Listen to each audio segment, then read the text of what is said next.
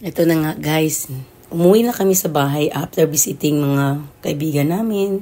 Talagang minake sure namin na makauwi kami dito sa bahay para mag-spend ng New Year together. Kaya ayan, tingnan nyo. Kahit kaunti, kahit peraso lang, mayroon kaming fireworks na sobrang ingay sa kapaligiran guys.